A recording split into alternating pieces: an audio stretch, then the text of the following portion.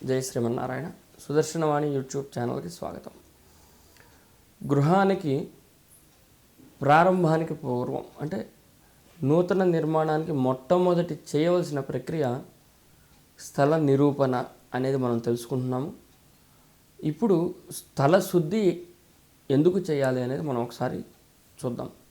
అంటే స్థల శుద్ధి అంటే ఆ యొక్క వర్డ్లోనే, ఆ పదంలోనే మనకు అర్థమవుతుంది. స్థలాన్ని శుద్ధి చేయటం. కొంతమంది అంటారు, ఏమంటే స్థలాన్ని శుద్ధి చేయడం అవసరమా అంటే ఏమిటంటే, ఎప్పుడైతే మనం మన యొక్క నిత్యకృత్యంలో భాగంగా చేసుకునేటువంటి కార్యక్రమాలన్నీ చేయటానికి పూర్వం సూర్యోదయంతోనే దంతధావనం అనేది చేసుకుంటాం. అంటే పళ్ళను శుభ్రం చేసుకోవటం, తర్వాత శరీరాన్ని పరిశుభ్రం చేసుకోవటం. అంటే ఈ యొక్క కాయం ఏదైతే ఉంటుందో ఈ శరీరం మొత్తాన్ని కూడా ఒక సబ్బు కావచ్చు, పేస్ట్ కావచ్చు, ఇతరత్ర పదార్థాలు కావచ్చు, కుంకుడుకాయ కావచ్చు, తలంటుకుంటే ఈ పదార్థాలతో మనం శరీరాన్ని చక్కగా కూడా శుభ్రం చేసుకుంటాం. ఎటువంటి మలినమైన పదార్థాలు లేకుండా ఫ్రెష్గా ఉండే విధంగా. అది చేసినాక ఏం చేస్తాము, అట్లాగనే ఉండం.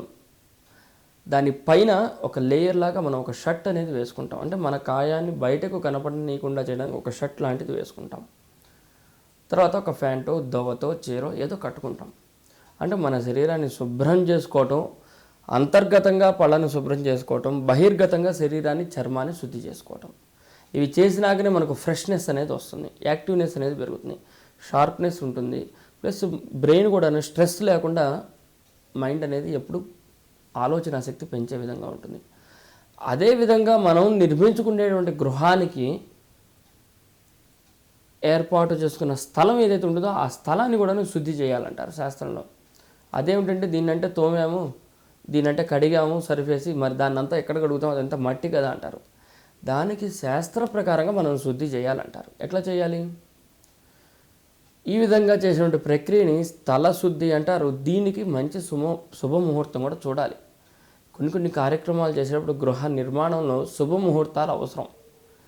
అయితే ఈ స్థల శుద్ధి అనేది ముందుగా మనం స్థల నిర్ధారణ చేసిన తర్వాత ఆ స్థలంలో పూర్వకాలంగా మనం ప్రవేశించడానికి పూర్వము అనేక రకాలైనటువంటి పక్షులు రావచ్చు, అనేక రకాలైనటువంటి జంతువులు రావచ్చు, అనేక రకాలైనటువంటి మనుషులు తిరుగుతూ ఉండొచ్చు, అనేక రకాలైనటువంటి కార్యకలాపాలు కూడా ఆ యొక్క స్థలంలో జరుగుతూ ఉంటాయి. మనకు తెలియదు అవన్నీ. బహిర్గతంగా కావచ్చు, అంతర్గతంగా కావచ్చు. ఉదాహరణకి ఒక పాము కింద ఉందనుకోండి, అది స్థలంలో పైన ఉన్నటువంటి గద్ద కనుక కిందకు వచ్చి చూస్తుంటే మన స్థలంలో అవి రెండు కూడాను వైరాన్ని పెంచుకుంటాయి. గద్ద, పాము, అట్లాగనే ఎలక, కుక్క, ఇవన్నీ కూడాను వైరానికి సంబంధించినటువంటి యుద్ధపాతాన్ని సృష్టిస్తూ ఉంటాయి. ఎక్కడ? మన స్థలంలో. అవి యుద్ధం జరిగే సమయంలో వాటి యొక్క రక్తం కూడా అక్కడ పడే అవకాశం ఉంటుంది.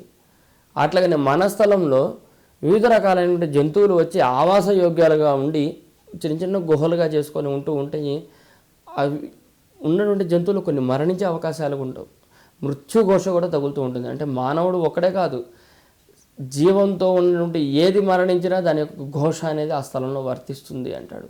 కనుక ఇటువంటి మృత్యుఘోషలు, అదేవిధంగా భూమి లోపల ఉండేటువంటి జలదృష్టి, అదేవిధంగా భూమికి సంబంధించినటువంటి ఘోష, ఇట్లాంటివన్నీ కూడాను వేధలు అని చెప్పేసి మనకు 21 రకాలైనటువంటి వేధలు ఉంటాయి ప్రతి స్థలంలో కూడా.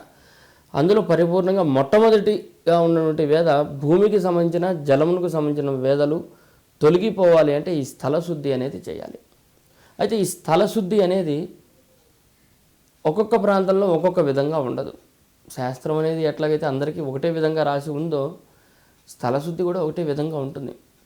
అయితే ఈ స్థల శుద్ధిని ఒక మంచి ముహూర్తం రోజున దానికి కొన్ని పదార్థాలు అనేది మనకు అవసరం. నదీ జలాలు, ఆవు పాలు, ఆవు పంచితము, ఆవు పెరుగు, ఆవు పేడ, గోమయం అంటాము, పంచామృతాలు, ఇవన్నీ కూడా తీసుకోవటం. వీటితో పాటుగా నవగ్రహాదుల యొక్క దృష్టి బలంగా ఉండాలి కాబట్టి నవధాన్యాలని తీసుకోవటం.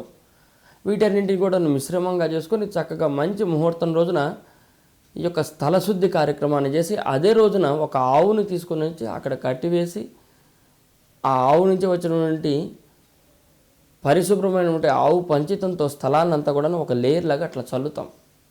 దాన్నే మన శరీరానికి మనం వస్త్రం వేసుకుంటున్నాం, దాంతో సమానం.